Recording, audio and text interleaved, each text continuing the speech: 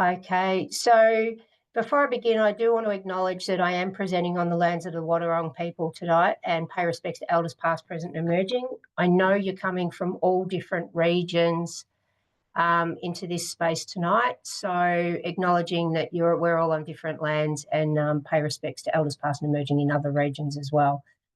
The Vaping Project's been funded by Vic Health, and it's actually a consortia across 6 local governments: City of Greater Geelong, excuse me while I read these, Colac, Otway, Surf Coast, Warrnambool Shire, Glenelg Shire and Corangamite Shire, and supported by the Barwon Health, Barwon South West Public Health, Timboon District Health Services, South West Health and Colac Area Health.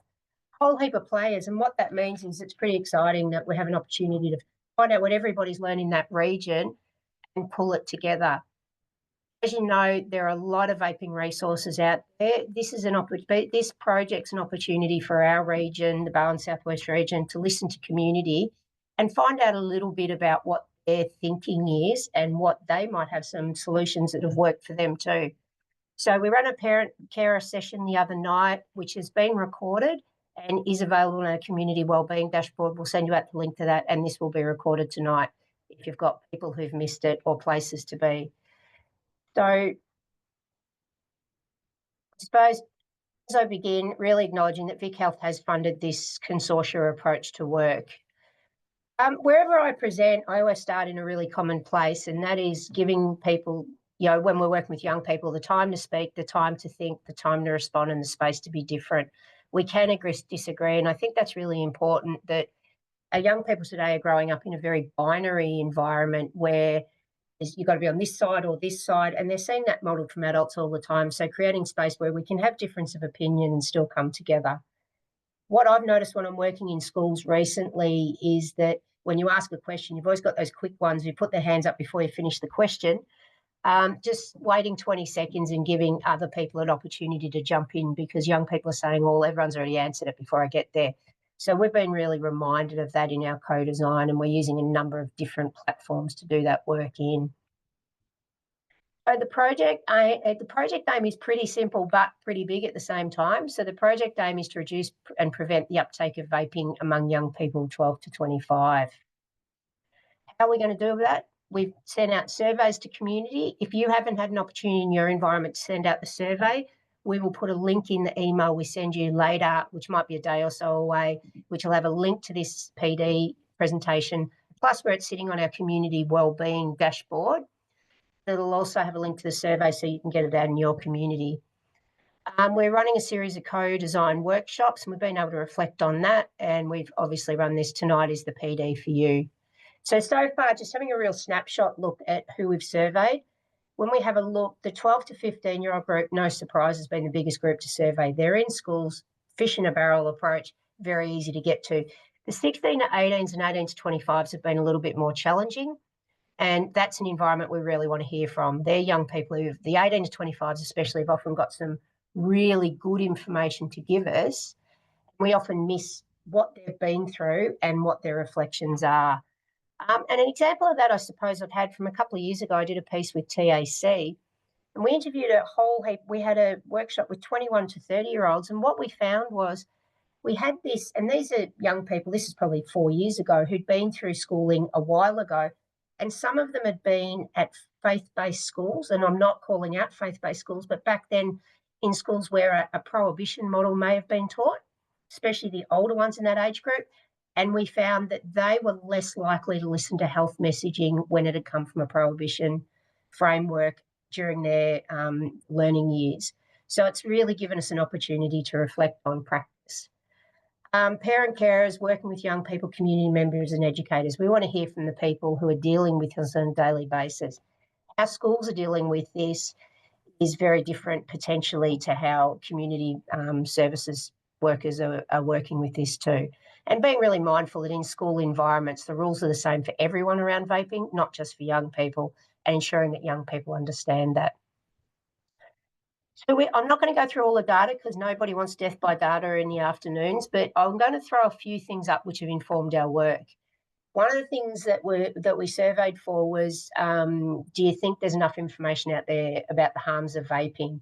And we could see really clearly that 47.1% thought no. We've still got quite a big group that aren't sure. And the reality is it's very difficult because we just simply haven't measured it yet. Suppose for me, this is probably a really important data set, and that is, do we think young people know how harmful it is? Again, difficult to measure, but the 42.6% that tell us, I think they know, but it doesn't stop them. One, we know adolescence is the time of invincibility.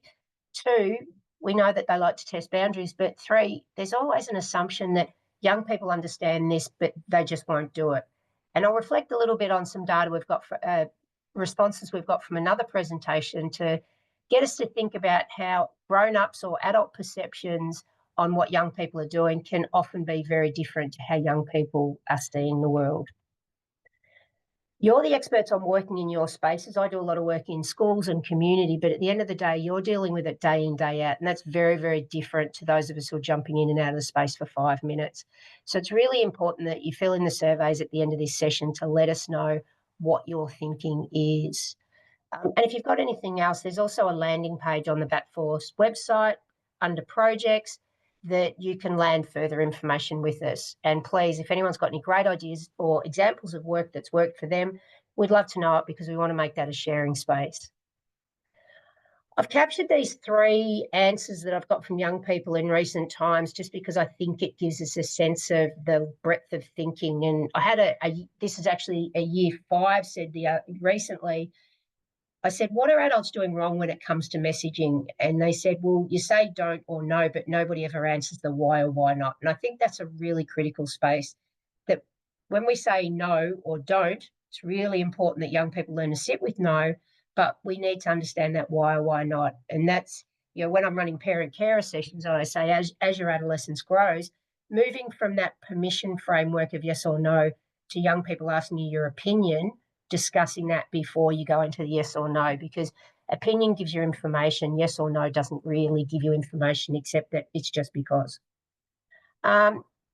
We've done a lot of work with young people, and we sort of say, look, what can parents and carers do to really support young people in risk taking? And they said, quite clearly, we hear in every single session that we need adults to make better boundaries for young people. They might be talking about themselves, they might be talking about other kids, but there's that real sense that, well, some kids get away with stuff and others don't. They don't see that as fair, which is why they love the phone bans, because it's equal for everybody. My favourite, best on ground, still goes to the young fella who said, just tell kids. I said, how can we stop young people vaping? And he said, well, just tell kids they've got vitamins in them, that they're good for you. So, young people still have a sense of humour, but they're thinking, and that's really important. I want to start at the basics. You all probably know this, but I don't want to leave it out just in case. What is a vape or an e-cigarette? I think the most important thing is, and there's other devices on the market now, that a vape or an e-cigarette has a heating coil or some mechanism that heats a liquid to put it into a vapor. And that's a real difference. We're seeing fumes and all these new models coming out which have got a core in it, whether it's it might be cotton or a polyester type thing. It's got a core which then goes into an oil, similar to an oil. It's similar to what you would have in your home with an infuser. There's a sense, and it's certainly being marketed via social media to young people, and I know this because my TikTok looks like a 14-year-old's with what I do for work. It's being seen as something that'll get them off vapes, but it's still that behavioural thing of having to pop something in your mouth. The e-juice is a combination of chemicals with or without nicotine that creates vapour. So it has to have that heating device in it and a tank for the e-juice, which that's probably enough for me not to vape with that name e-juice, and the atomizer, which turns it into a steam or a vapour. So, young people, I don't tend to show young people what vapes look like and how they work, because we've had some feedback from a number of sources that if young people start to understand the mechanisms, they can quite easily pull them apart and put other products in them. So really important that if they haven't come across them, we don't really need to show heaps of photos of them, but starting to think about, what are the names they're calling them, so we can be aware of that. And you can learn the list of names now, and by the time we leave today, they'll potentially have come up with other names for them. We all remember being adolescents. That was our job. Rebranding should be given to adolescents. They're very good at it. Just really quickly touching on the current legislation. Now, the current legislation, which probably came in about the same time as this project, ironically, which makes it a bit of a challenge in itself, is the laws changed on the 1st of July to that all vapes and vape-like products, regardless of whether they contain nicotine or not, can only be sold at a pharmacy. And that was purely for the purpose of helping people quit smoking or managing nicotine. There might be some evidence to say that for adults who've smoked, that vape might be a way to cut back, but certainly for young people who've never been exposed to it, using a vape when they haven't been exposed to that is not going to stop them from smoking. So as soon as we have legislation that comes on board that says we're banning something, what we tend to see is an illegal market. And we've seen that with vapes, the same as we've seen it with cigarettes. You know, I live in a very small town, and when Chop Chop, which is your illegal cigarettes, are in our local tobacconist, there is a queue 80 mile long down the road of people wanting to get it because of the prices. We know that through online work, things like that, that illegal vapes and e-cigarettes out there. And I suppose one of the conversations to have with young people is if they are getting them illegally or they know someone is, to be reminded that when they don't have any governance over them, they don't have to list the ingredients. The ingredients are in it that have not been tested by an authorised source, and that we don't know what happens when they're mixed together. And we'll talk about that a little bit in a minute. They may still contain nicotine regardless of what the label is, and they don't always display harm warnings. So really understanding that there's a lot of information missing when it comes to people illegally. I suppose if we go back and have a quick history lesson, that basically e-cigarettes, vapes started in Australia around 2007. Their original intent in 2003 was as a way of combating smoking and looking at the reduction of cigarette use. Obviously, with the flavoured vapes and things like that, we've seen that escalate, and that's typically what we see with something when it comes in and it's not regulated right from day one. So when we start to think about vaping and we go back and have a look at, we've got 6 decades of research and studies around smoking and the different chemicals and the harm that can happen.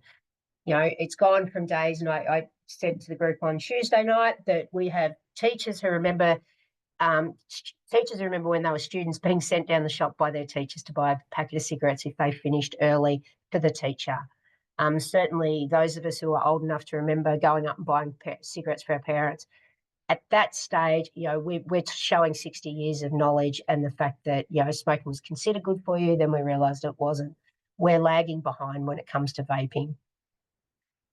The TGA have certainly not approved as a smoking cessation tool at this stage, or certainly at the right time of writing this, but starting to think about some of the vapes that are out there will never get touched by TGA.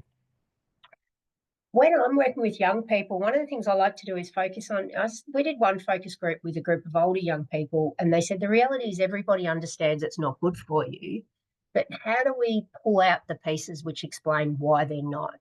And I suppose to me the most important one is some of the chemicals that they see that might be in vapes, certainly the ones that are flavoured vapes, which we're not smelling around the place as much since the bans, but they still exist, is there's a really big difference between ingestion and inhalation. And that's where one of the best places we can start to have conversations about vaping is actually in the science room in schools. That we know when we ingest things that there are chemicals in our stomach which have the capacity to break them down. Whereas if we inhale it into our lungs, we simply don't have those same toxins in our lungs which are going to be able to combat the effects and impacts of chemicals that they're getting through vapes. When we heat a chemical, it can often change the compound we're seeing. So it's really important that young people especially understand that, just because something's listed as this chemical, once it's heated, it might change. And when we put 2 things together, we can change compounds again. I mean, petrol sitting in your shed and your fire out in your backyard separately are fine, but put the 2 together and you're going to get some sort of change reaction. So just 2 chemicals heated together, we don't always know what's going to happen there. There's some really good research coming out of Western Australia at the moment. It's looking into this, but, it's still not out there broadly in curriculum. So I've just pulled out a couple of chemicals that have been seen in vapes, and the stuff out of Western Australia has got some fantastic work around this, as has the Vape Project out of the Cancer Council in Sydney, Gen Vape. The 4 I've looked at is diacetyl. Now, the reason I've picked on this one is it's a food additive. It's used in foods to make them smell better. And the best example I can give is microwave popcorn. Not saying microwave popcorn's bad for you in any way. I'm just saying that those things, when you smell them, might be okay, but actually, or when you eat it, might be okay because your stomach can cope with it in those doses. But diacetyl straight into your lungs could potentially create harms. And we know this, and I'll refer to it a little bit later on with popcorn lung, which is something that they started to see in vapors around 2022. And the only other place they'd seen it is in the popcorn factories where they used to use those additives. So they were inhaling large amounts of it. Formaldehyde, any young person who's been to a museum or seen movies where you've got, say, a brain hanging out in a liquid, is used obviously to keep proteins from breaking down. So this is also something that's been found in vapes, and acrolein, which is used as a weed killer, can sometimes be an additional thing in the vape, chemical in the vapes. Vitamin E is one that we think, when we start to have a look at inhalation versus ingesting, is vitamin E, which is often used as a thickening agent in the e-liquids, is something that we know on your skin can be quite okay, and we know in tablet form in some doses can be okay in your stomach, but we know straight into your lungs can really be an irritant. And because of that, one of the things I've been doing when I've been sort of speaking with young people is to give it a bit of a context that just because you know it's a good thing and it might be mango flavouring, that might be okay as a food, but what happens when it goes into your lungs? So I tend to go back to basics and talk about the old broccoli. Whilst some kids will say they absolutely hate the taste of it, in general, most people would eat it without too much harm. Okay, would we rub it in our eyes? Students usually look at me like I'm stupid. Why would you do that? Would you inject it into your veins? Would you inhale it into your lungs? So something which has got quite a good health outcome in one form, necessarily in other parts of your body, taken in other ways, could create harm. And I use that as a lead in to talk about, well, okay, let's look at the chemicals that could be in vapes. Yes, your stomach might be able to cope, but can your lungs cope with it? I just use these examples when I'm presenting to students. My weed killer of choice, slasher, and obviously showing a brain sitting in formaldehyde. So starting to give it a bit of real world context to some of those ingredients that are in vapes. So starting to think about some of the potential health impacts. And look, the health.gov website has all of this in detail, so I'm not going to go in it too much. But the ones we sort of focus on with kids, if you've got students who are really, they love their sport, Nick, you're out at Western Heights, you've got the school sports academy out there, that breath, like persistent cough, things like that is something that, can happen. Feeling nauseous and vomiting, we're certainly hearing that. And another group we're hearing that from especially is kids using tobacco pouches, which is the new kid on the block, which they pop into their lip, that they can actually put 1 or 2 or 3 in there, up to a full packet cigarettes worth of nicotine. They're very easy to get. Might be called zines, snooze. They've got whole range, tobacco pillows, big range.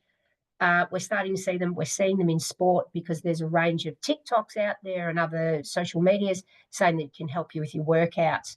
So just being really mindful that as soon as we learn about vaping, there's plenty of other things to come in behind it. So that what we call nic sick or feeling sick or nauseous from nicotine can happen from vapes, but it's also, we're very much hearing that in other aspects as well.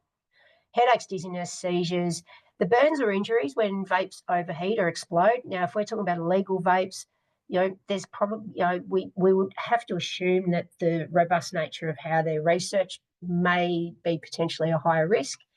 I'm not saying they absolutely are, but speaking to young people that, when they overheat or explode, this is something, remembering that adolescents obviously by nature are at a point where they're invincible. So unless they know someone this has happened to, often that can be a bit of a void conversation. Becoming dependent on the nicotine in vapes, and we'll talk about that in a minute.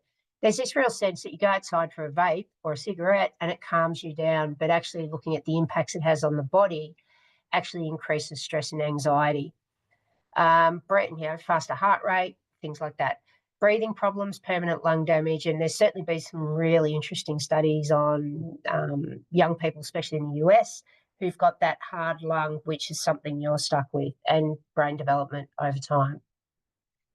So debunking those calming effects, we know that nicotine or those vapes, can make you a bit relaxed or in the short term. However, over time, we know it is a stimulant, and it will release adrenaline. So really myth busting around that.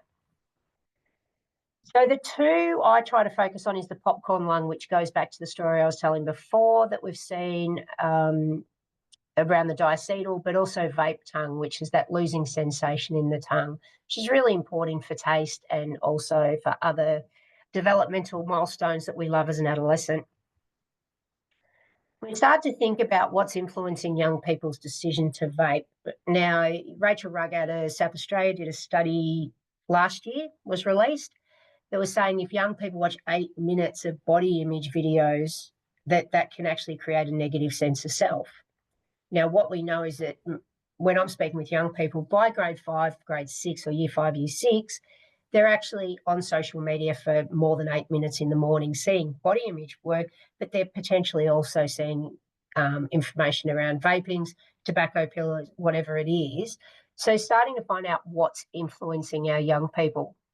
Interestingly enough, YouTube comes up a lot in primary age students, and they're saying things like, oh, they've seen fights in high school, so they're worried about going to high school because there's always fights, because they see one video over and over.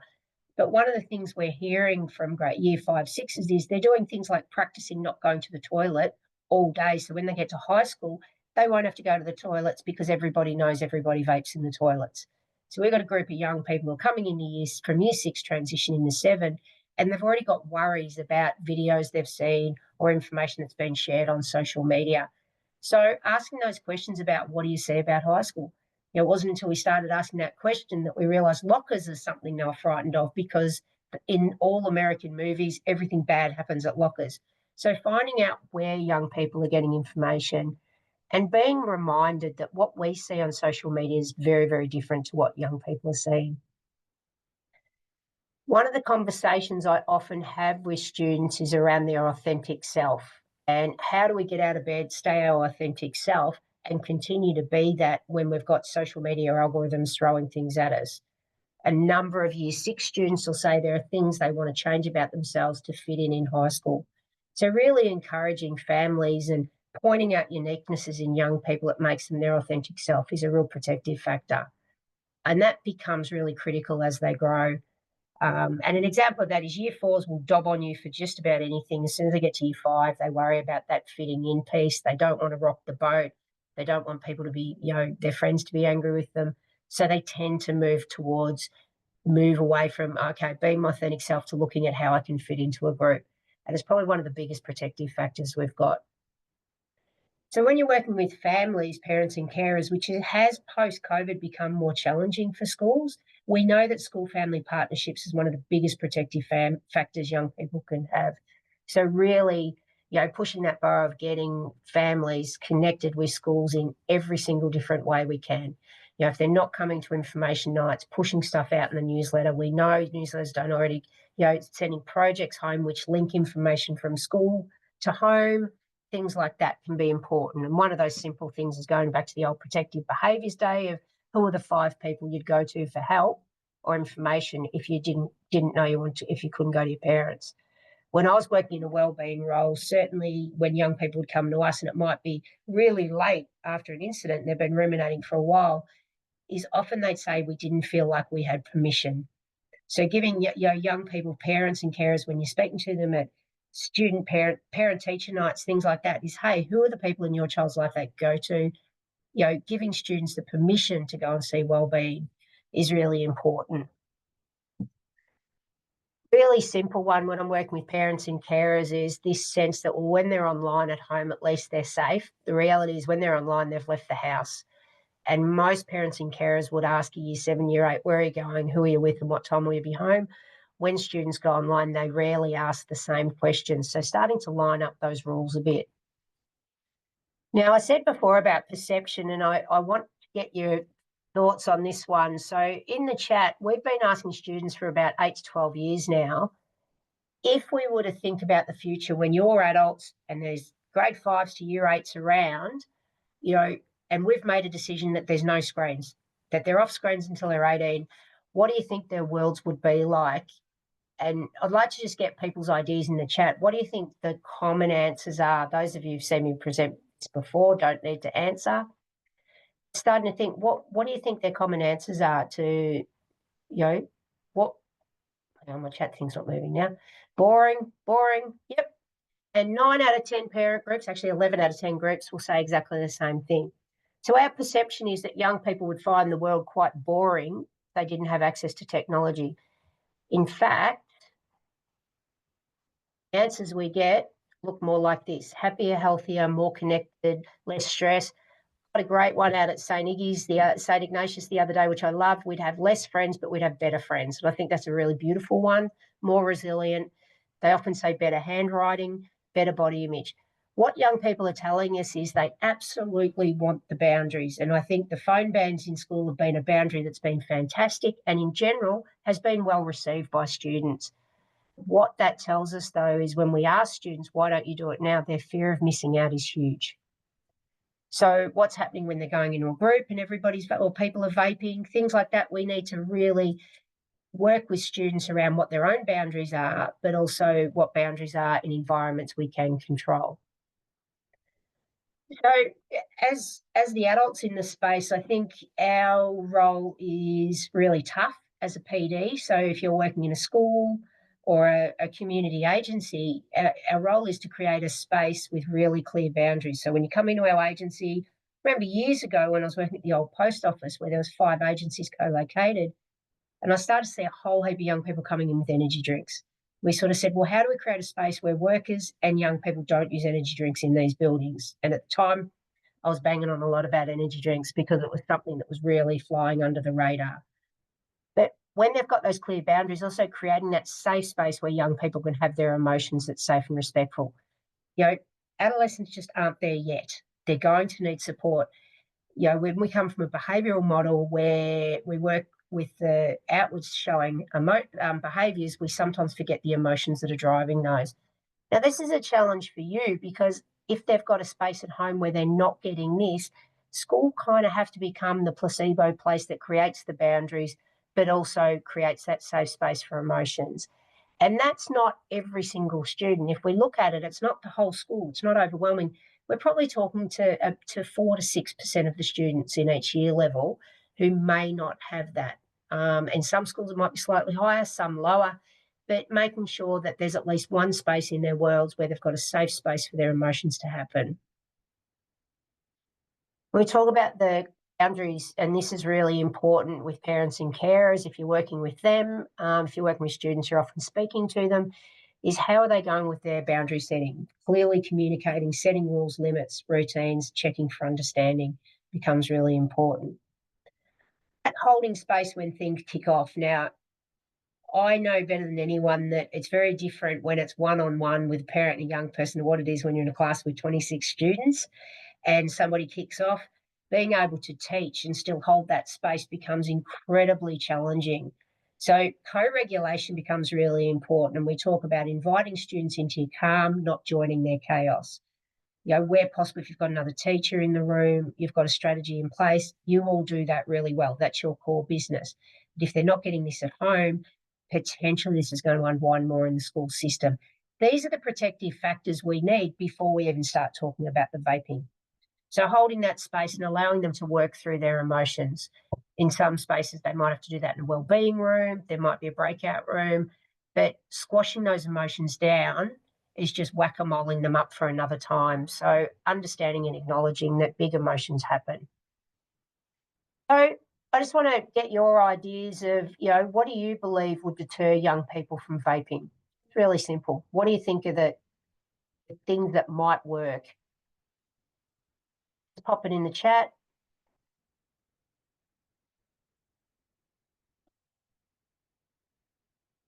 You got any ideas? Cost? Making it seem uncool? Michael, there's some interesting research that's come out through the Gen Vape report and through the WA that a number of young people who vape are actually getting from family. So cost may not be an issue. Making them seem uncool always comes up. Yep. Education's really big pillar. So we talk about, supply, demand and education are the 3 pillars of any harm minimisation. Yep. Older peers discussions. Yep. Someone close to them with a health concern from it. Sometimes that's what it takes. And unfortunately, we don't like to use that as an education frame, but for some people that does work. Fitness, certainly if you're working with young kids, young people who are really keen with their fitness, which we are seeing a lot more of again at the moment, it can work. We look at something like the alcohol things that have come in over the years, and I was involved in rolling out the secondary supply legislation around Victoria, is that the generations coming through now are drinking far less than even what my generation was back in the day. So stating it's their bodies, they're old enough to promote their own health, absolutely, that becomes really critical, and that's important. So giving them agency is really tough, because that same time we give students agency is the same time we put them on computers where they're being dictated to by algorithms that are made by computers that can beat a chess master at chess. So if it's, this is the most challenging time teachers have had in history that I can remember in my time, is we're trying to develop self-agency at the same time algorithms are really smashing them. It's a tough gig. And if I was to say to you as adults, who your role models were growing up, there's role models, although teachers predominantly say their parents or their older siblings, but in general, we tended to have people we looked up to who had great skill sets or great empathy or inclusion, whereas young people now are seeing YouTubers and platform contenders who are purely working to an algorithm. So that can be really confusing when we start using role models that are in the media. Where's my clicker? So that creating conversations with young people around vaping is that small ongoing conversations. We don't just deliver it once in our framework and move on. We need to have lots of conversations at different times. Creating time to put money in the bank. It's really tough when you've got a child who's, a young person who tends to, meet you in that negative zone more than they meet you in the positive zone. So we talk about catching kids being good, really important, but really putting that money in the bank of reminding them what they're good at, building up their resilience. So then when you have to have a conversation, there's actually money already in the bank. It's really tough for those one or two kids who they go to school just waiting to get things wrong. And I'm not telling you things you don't know, and I'm certainly not trying to do that.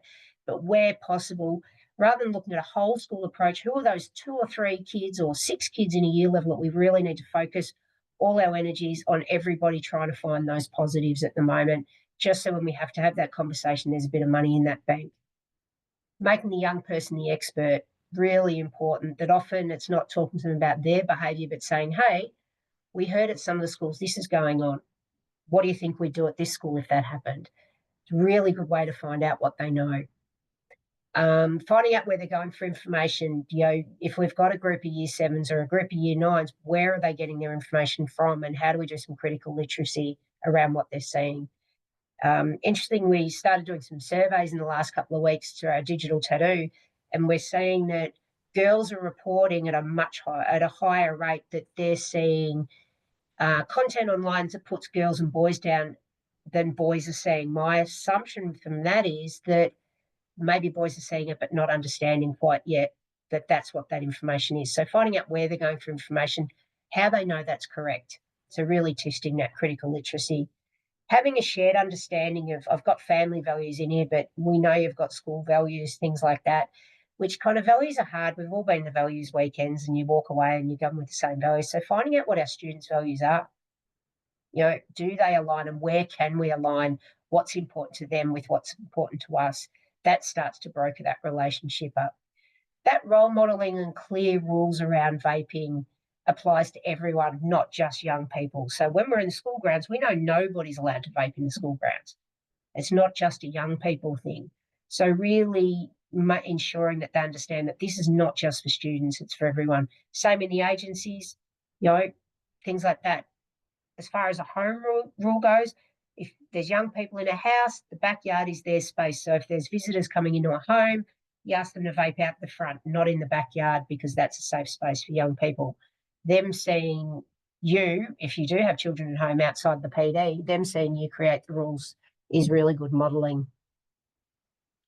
Conversation starters, when they start telling you about something that's happening, just showing intrigue. We don't have to fix everything. The older students get, the less we have to fix.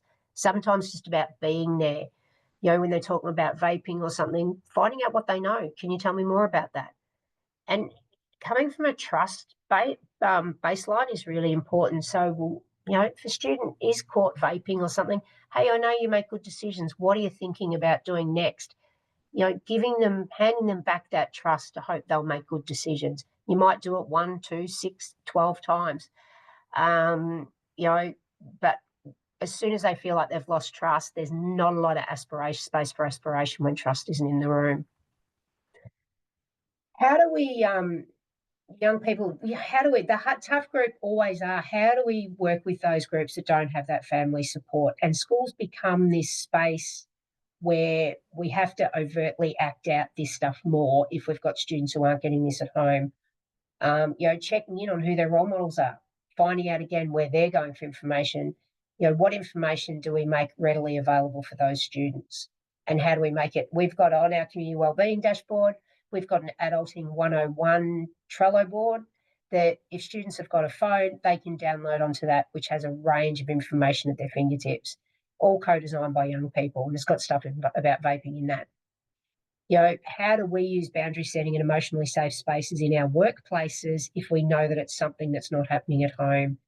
And mentors in schools, there might be 1, 2, 6 students who really do need a mentor in a school. May not be every single student. I think that's just about going realistically, 80% of the kids are doing really, really well. How do we work with the ones that we do need to wrap a bit more support around?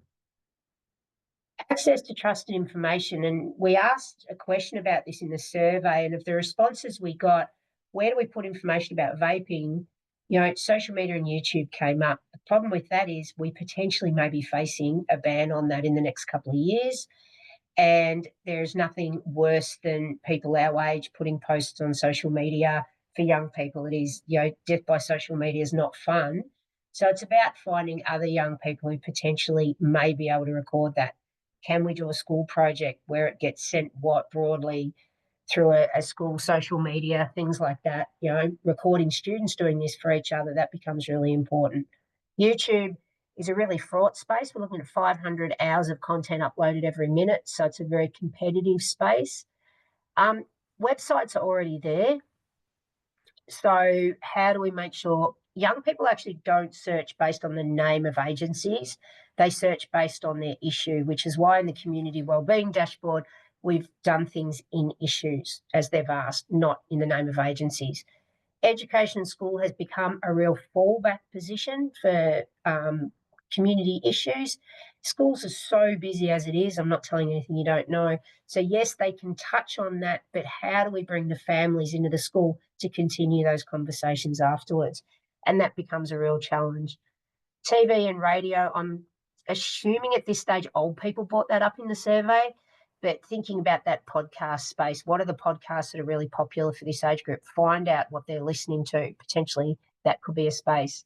Starting school podcasts about these topics that young people will listen to each other and through other young people becomes really important. So trusted information is a tough one. Back of toilet doors in schools are really great spaces to put links to QR codes for things like the Adulting Trello. You know, information about these things, using those spaces that young people might be in effectively. What do you think about some of the health campaigns you've seen over the years? And if you have a look in the chat group, can you think of a health campaign that you think's worked really, really well? And obviously, I've put SunSmart up there, but can you think of some health campaigns that you think have been really good at changing community direction? Just pop them in the chat.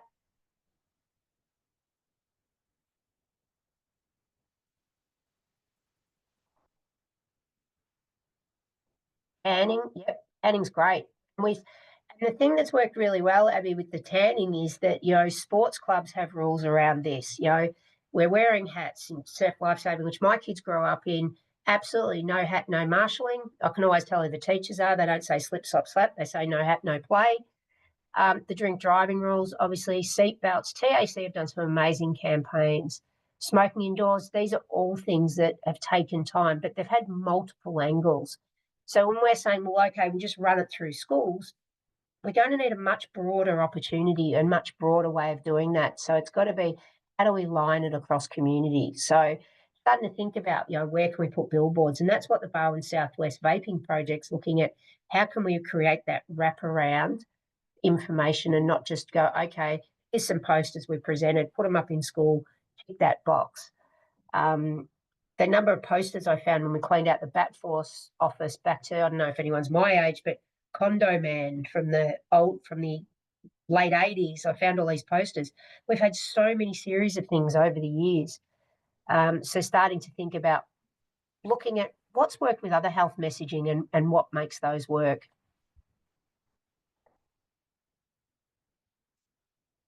So I want to talk about quitting. I have a lot of trouble saying cessation in a sentence, but quitting programs for young people, what options out there and what would drive a young person to consider quitting, something we need to think about.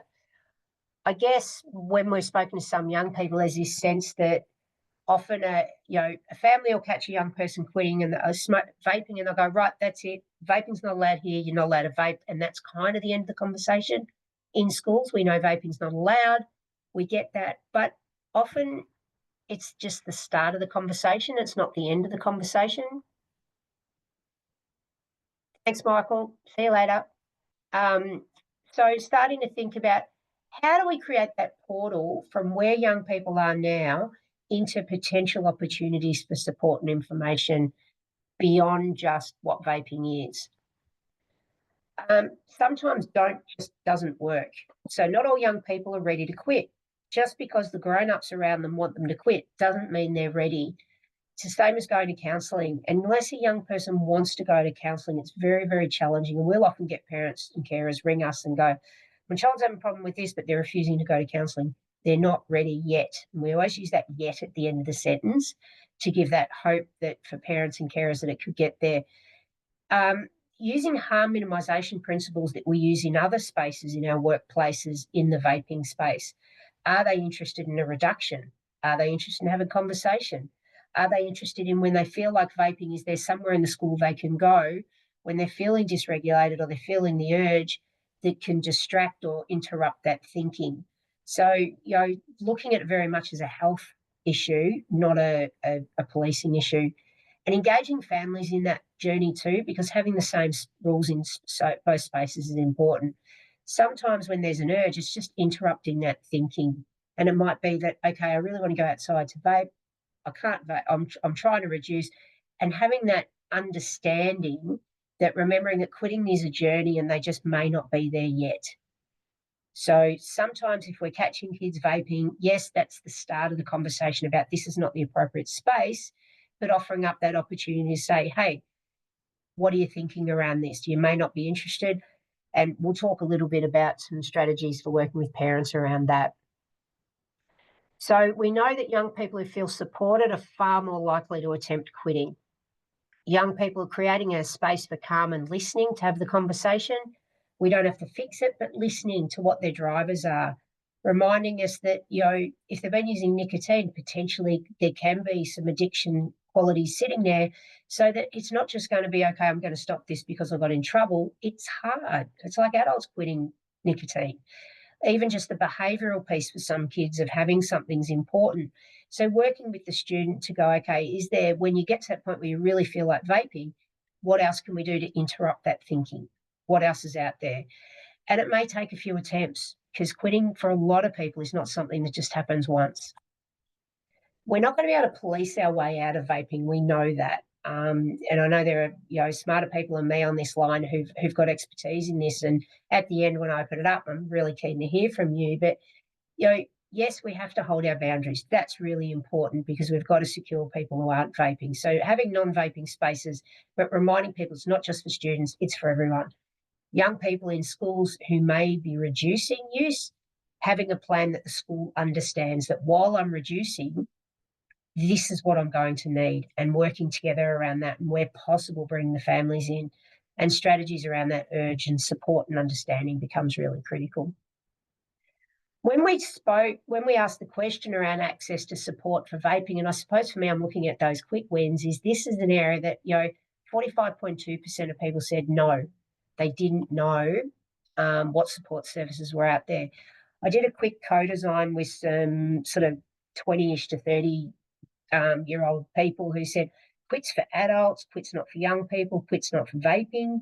So we started having a look at, well, how do we create a portal for people into that vaping space or vaping cessation space? I suppose the first thing is starting with a GP. We know Quitline will do some level of case management with young people. School wellbeing becomes really important. We've got groups like Headspace out there that, and I'm going to talk about another really important group soon, but is often if a young person's vaping, there are other underlying issues as to why they're doing it. And it's very hard to address vaping without addressing the underlying issues as to why they're vaping. So doing a bit of an assessment on how's everything else going for them to ensure that we're not missing the drivers by working on the behaviour. I've put smoke-free Barwon here. Now, great service, not really attractive to young people. It's a very clinical looking look, but we're part of the way there because they're practitioners who are using harm minimisation approaches to meet young people at the stage they're at. And that becomes really important. Using harm min, again, as we said, they might want to reduce, they may not, they just want more information about it, or they might be ready to quit.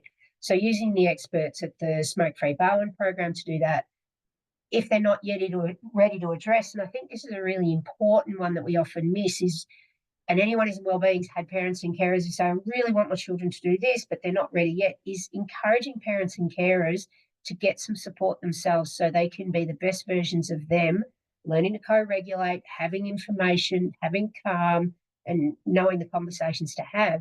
So Be Smoke-Free Barwon, and I did check on this yesterday, are happy for parents and carers to link in with them, even if their young people aren't ready. And I think that's a really critical step in this.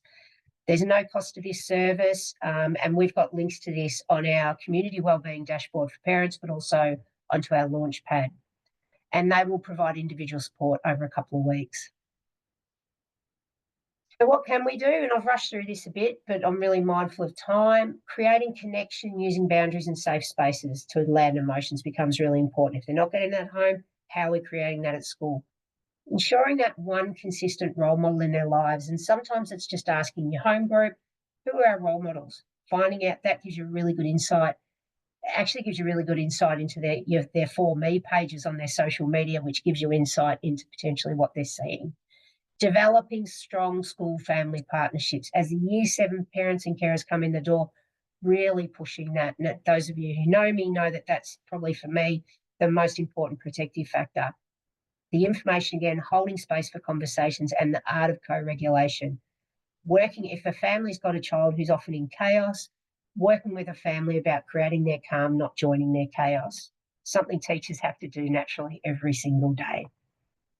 I suppose in closing, just thinking about and being mindful and reminding ourselves that vaping was a grown-up invention. Again, we're having to police it in young people because the legislation and the guardrails simply haven't kept young people safe. And this tends to be what happens. So we tend to address it from a behavioural perspective, but sitting there and going, hey, we need to acknowledge the fact that we haven't done that work. And I find when you're having that conversation with young people, they're really open to telling you what they think the solutions could be. So look, for more information, and we'll send this out to you with your link today, anything that we've developing from this project will go into the community wellbeing dashboard. As I said, it's funded by Vic Health. There's a consortia there, but we want to make sure that long after this project goes, that these resources remain live.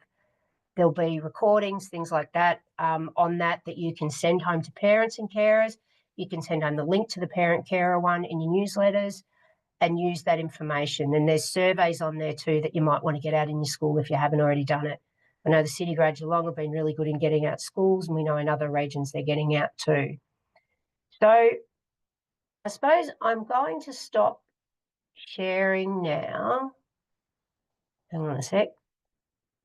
I'm going to stop sharing for a minute, and I'm going to pop up a quick quiz. Now, this is a Vic Health quiz, so don't shoot the messenger. I would use a lot less words. I'm going to stop recording, but if you could fill out the quiz, that would be fantastic, because this is the information that's used